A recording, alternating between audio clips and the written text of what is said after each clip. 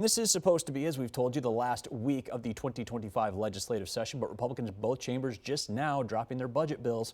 Iowa's News Now State House reporter Skylar Falal gets a closer look at those proposals and the chances the session extends.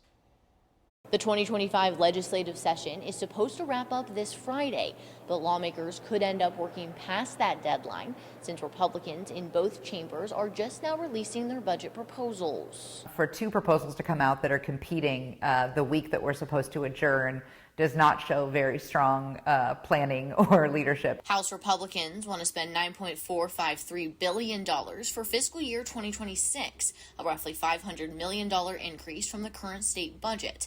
They want to cut economic development spending, while every other department would see an increase. State Rep Gary Moore calls it a responsible budget that maintains the $14 million lawmakers provided last year to cover increased pay for paraeducators and community colleges.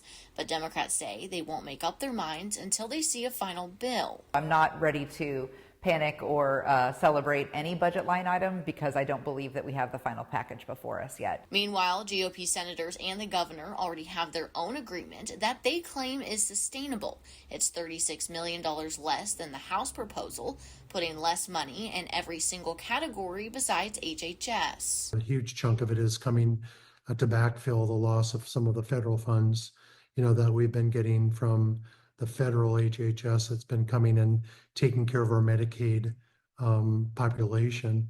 And now since COVID is over and we're out of that, we're getting back to having taken ownership of that full budget again. Democratic Senator Janet Peterson says the Senate GOP's plan will require the state to spend more than it's making, forcing the state to dip into reserve funds. GOP Senator Tim Kraayenbrink says it's part of their plan, but they hope to keep it to a minimum. In our projected plan, we are using some of that money.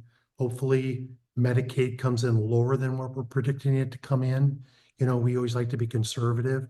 So there's a lot of things in play here. In Des Moines, Skylar Falal reporting. As you might imagine, Kraayenbrink says they are planning to be in session next week at the Capitol. The hope is to move the budget bills through subcommittee and committee this week and then debate and pass them next week.